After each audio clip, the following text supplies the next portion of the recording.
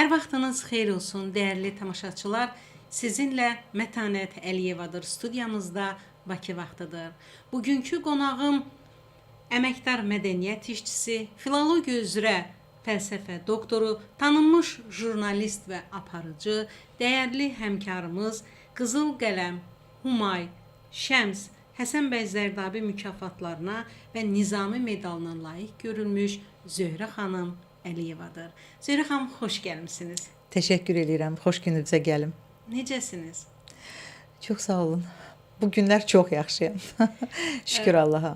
Dəyərli izləyicilərimə xatırlatmaq istəyirəm ki, Zöhrə xanım Əliyeva bu günlərdə 65 yaşını qeyd edib. Biz onu həm TV1-in izləyiciləri adından, həm də şəxsən öz adımdan və TV1-in zəhmətkeş kollektivi adından ürəkdən təbrik edirik və sizə böyük uğurlara imza atmanızı diləyirəm. Təşəkkür edirəm. Cavabında mən də sizə demək istəyirəm ki, mən ilk dəfədir TV1-in kollektivi ilə görüşürəm və onun studiyasına gəlirəm və çox sevinirəm. Xeyirli uğurlu olsun, işlərimiz avanda olsun. Mən öz kolleqalarımı iş başında görməkdən çox böyük zövq alıram. Belə hesab edirəm ki, belə fəaliyyət dairələrinə çox ehtiyac var jurnalistikamızda və müəyyən mənada işdən kənar qalan dostlarımızın bu yeni alanlarda işləməyindən çox məmnunam. Mənə çox keyf verir o görəndə ki, hər kəsin özünün bir iş fəaliyyəti, bir dairəsi var.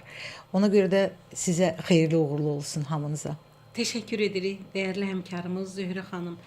Fəaliyyətinizlə bağlı ümumiyyətlə çox saylı suallara keçmədən öncə istərdim ki, bizim TV1-in izləyicilərinə bəzi məqamlarla bağlı cavablarınızı səsləndirəsiniz.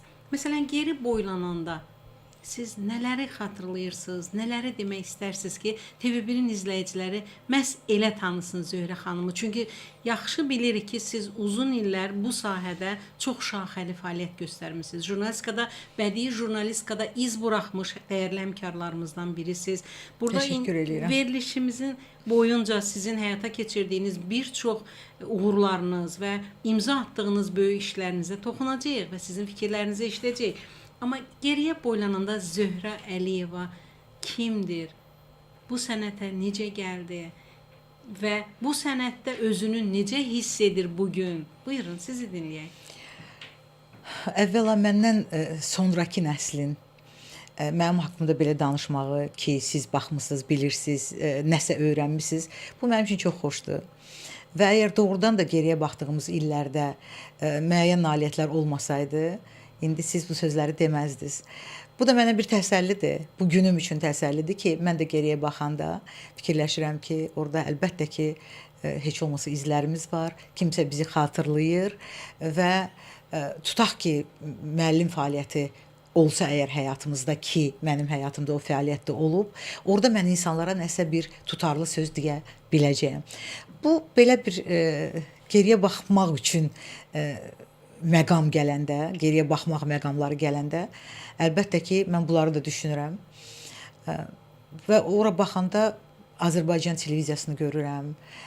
Ondan da əvvəl regionda çalışdığım qəzet fəaliyyətimi görürəm. Sonra Azərbaycan televiziyasını demək istəyirəm. Radiosunu əvvəlcə, sonra televiziyasını və yaxud paralel həm radioda, həm televiziyada işlədiyimlərimizi görürəm. Sonra Lider televiziyasında işimi görürəm. Sonra Xarici Dillər Universitetində 20 ilə yaxın baş müəllim işlədiyim ədəbiyyat kafedrasını görürəm və orada böyük ədəbiyyat asları ilə, yəni elmimizin asları ilə, korifeyləri ilə, necə deyərlər, işlədiyimi görürəm. Daha sonra həyatımın az qala 20 ilinə yaxın dövrünü Mədəniyyət Nazirliyində, Mədəniyyət Turizm Nazirliyində, sonra Mədəniyyət Nazirliyində işlədiyim anları görürəm. Eyni zamanda yenə də pedaqoji fəaliyyətimi görürəm. Sonra Mədəniyyət Nazirliyində çalışa-çalışa Mədəniyyət Culture jurnalına rəhbərlik elədiyim 10 il müddətini görürəm.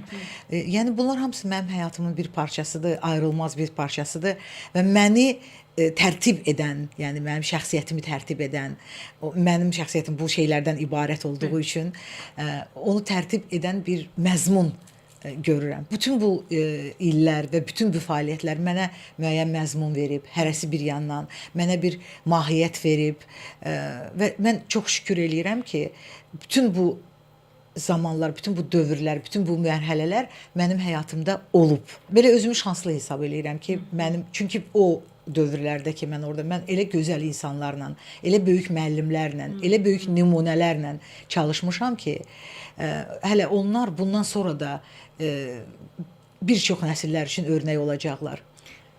Bilmək istərdim ki, bu sahəyə necə gəlmisiniz? Bilirsiniz, mənim həyatımda təsadüflər çox böyük rol oynayır. Və mən Axundova adına Rus dili və ədəbiyyatı institutunu bitirəndən sonra Şamaxıya təyinat aldım, Şamaxı rayonuna. Çox gözəl rayondur. Bu gün özünə qədər də mən o rayondan orada olan həmkarlarımla əlaqə saxlayıram. Onları çox sevirəm. Buradan onlara, həmişə onlara buradan məhəbbəti etiraf eləyirəm və indi də çünki çox gözəl qonaqpərvər insanları var, çox gözəl professional işçilər var idi. Mən işlədiyim Yeni Şirvan və Novo Şirvan qəzetində, yəni 2 dildə çıxırdı qəzet və mən də orada nəinki müxbir, həm də tərcüməçi kimi birbaşa diktə eləyirdim makinaya. Lap elə bu yaxınlarda, bu yubiley günlərində mənə Şamaxıdan çox zənglər oldu. Mənim dostlarım mənə zəng elədilər, sosial şəbəkədən görüblər və biz yenə də o illəri xatırladıq. Bizim tələbə yoldaşlarımızdan bir neçəsi müsabiqədən keçmişdi. Elə oldu ki, mən keçdim o müsabiqədən. O qəbuldan sonra belə qərara gəldilər ki, məni radionun Ədəbi Dram Verilişləri Baş Redaksiyasının İncəsənət və Radio Teatrı şöbəsinə müvəqqəti analıq məzuniyyəti çıxmış bir xanımın yerinə işə götürdülər. Bu redaksiya olduqca professional bir redaksiya idi. Orada Mailə Muradxanova var idi, orada İntiqam Mehdizadə vardı, Ağalar Mirzə redaktoru idi, Gülbəniz Hüseynova redaktoru idi, Əlidər Qasımov var idi, çox gözəl jurnalisti, sonra o televiziyada işlədi. Ümumiyyətlə sonradan Ağalar Mirzə televiziyaya keçdi. İntiqam müəllim Gənclik redaksiyasının baş redaktoru oldu. Mən istərdim yetişmənizdə xüsusi əməyi olan insanlardan kimlərin adını çəkmək istərdiniz, deyərdiniz? Əlbəttə ki, bu insanlar mənim formalaşmağıma, bir jurnalist kimi formalaşmağıma çox təsirləri olub. Amma mən ora müəyyən mənada hazır gəlmişdim. Çünki intellektual hazırlığımız var idi. Azərbaycan dilini yaxşı bilirdik, Rus dilini yaxşı bilirdik. Sonra ümumiyyətlə dünya görüşümüz var idi. Elə ailədə böyümüşdük ki, o ailəyə bu insanların çoxu daxil idi. Gəlirdilər qonaq, bizlə bir yerdə otururdular. Biz həmişə teatral ailə olmuşuq, həmişə teatra gedirdik. Hər zaman, yəni ədəbiyyat, böyük bir kitabxanamız var idi və mən o kitabxanadan hər gün bəhrələnirdim. Yəni oxuyurduq. O redaksiya o qədər professional redaksiya idi ki, onlar fikirləşirdilər ki, görürsən bura kim gəlib? Təsadüfən bir adam, yoldan keçən diktorluqdan, müsabiqədən keçən bir adamı bura gətiriblər. Bu indi bizim redaksiyanın yükünü daşımağa qadirdirmi, yoxsa qadir deyilmi? Elə İntiqam müəllim qabağıma bir dənə material qoydu. İndi kimi yadımdadır. 20-ci əsr incəsənət verilişi var idi. O verilişin çox gözəl veriliş idi. Dünya görüşlü bir veriliş idi. İnna Çurikova haqqında bir material qoydu. Onu tərcümə eləmək lazımdır. Heç demirdi də ki, tərcümə eləmək lazımdır. Qoydu. Başa düşdüm ki, onu tərcümə eləmək lazımdır. O qədər öz sənətlərinə hörmət edən adamlar idi ki, o çevrəyə daxil olan insanı da mahiyyətli, məzmunlu görmək istəyirdilər. Doğrudan da biz çox böyük dost olduq. Şanslı insan olmusunuz ki, bu qədər sizə çevrənizin, ailəniz də daxil olmaqla böyük təsiri olub, yaxşı mənada. Mən həmişə deyirəm ki, mən o ailədə doğulduğum üçün çox şanslıyam. Mən öz ailəmi özümün ən böyük şansım hesab eləyirəm. Doğulduğum ailəni, bacılarımı, atamı, anamı. Zöhrə xanım, bu sənət sizə nə verdi? Hər kəsə nə veribsə mənə də onu verdi. Məsələn? Deyim sizə, yenə də dünya görüş verdi. Yenə də Azərbaycanın mədəniyyət xadimləri ilə çox gözəl ünsiyyət və dostluq verdi. Sonra gözəl iş yoldaşlarım var idi ki, o insanlar çox təcrübəli adamlar idi. Mən onların hamısından gənc idim. Amma onların hər biri mənə kömək eləyirdi və mənə dəstək idi. Mən özümü öz sənətimdə həmən o sənətdə yalnız hiss eləmədim. Zöhrə xanım, ömrünüzün 10 ili Mədəniyyət Culture jurnalı ilə bağlıdır. Bax, bu dönəmlə bağlı müəyyən fikirlərinizi eşitmək istərdik. Ümumiyyətlə mənim üçün hər bir gördüyüm iş müqəddəs bir işdir. Çünki mən çalışıram mənə tapşırılan işi keyfiyyətlə görüm. Bilmirəm bu nə dərəcədə alınır. İndi yəqin alınıb ki, biz buradayıq sizinlə.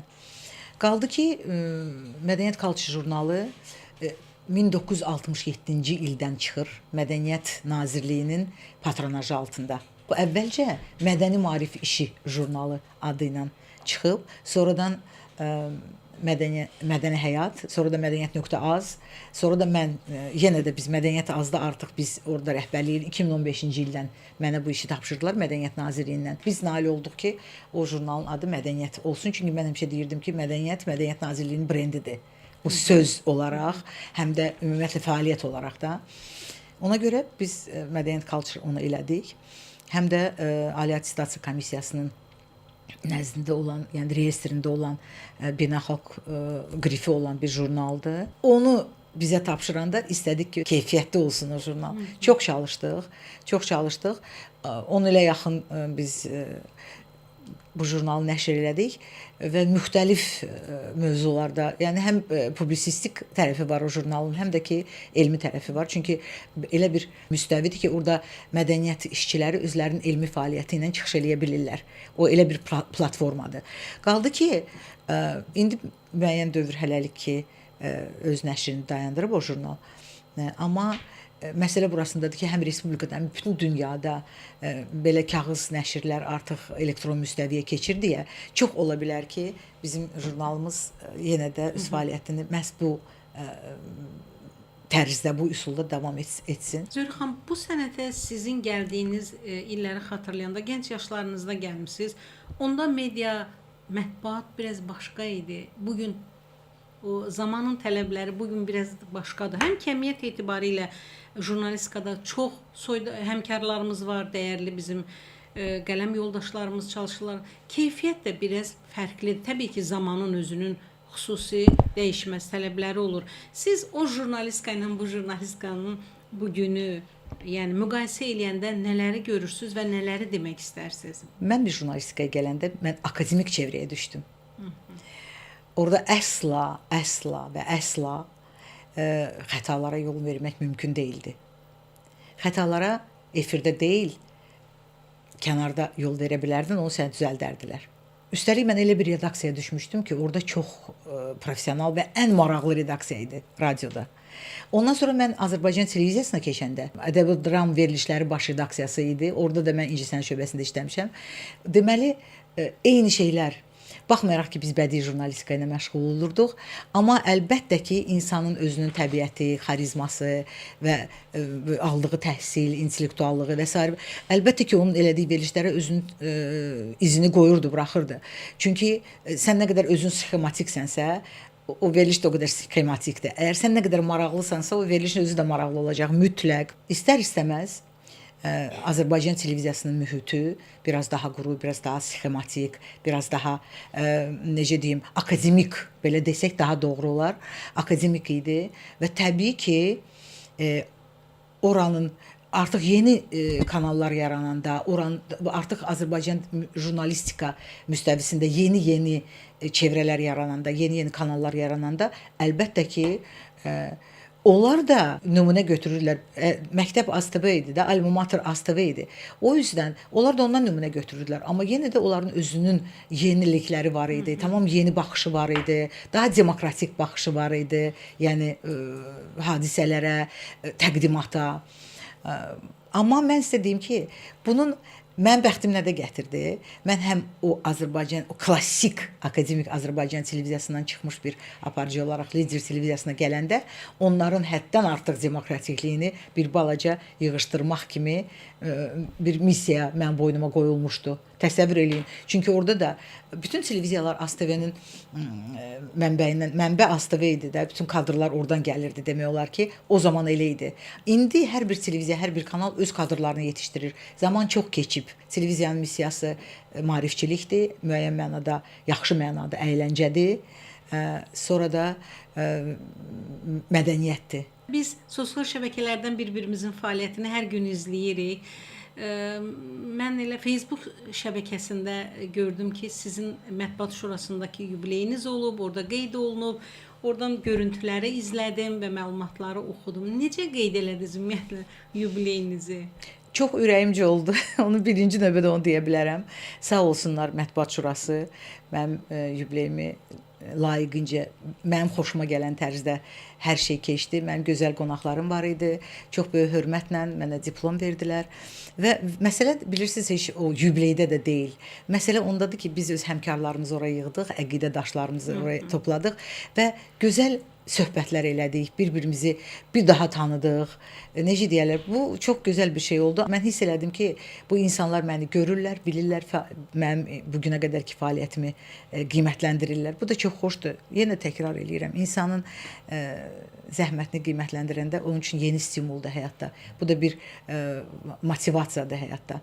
Qaldı ki, mən işlədiyim təşkilatda da, yəni Mədəniyyət Nazirliyində də hörmətli cənab nazir Adil Kərimli məni qəbul elədi, gözəl bir adreslə, gözəl məzmunlu bir adreslə, gözəl çiçək dəstələri ilə məni təbrik elədilər, gözəl sözlər dedilər.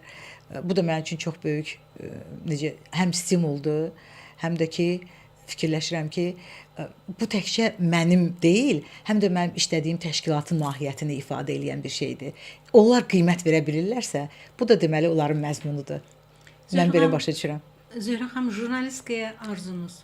Daha keyfiyyətli olmaq, daha yaxşı olmaq, daha intellektual olmaq, daha maarifçi olmaq, daha zövqlü olmaq, daha mədəni olmaq, cəmiyyətə, kütləyə daha gözəl şeylər təlqin etmək, məzmun. Mən jurnalistikaya gözəl məzmun arzu edirəm, gözəl estetik və etik dəyərlərin qorunmasını arzu edirəm.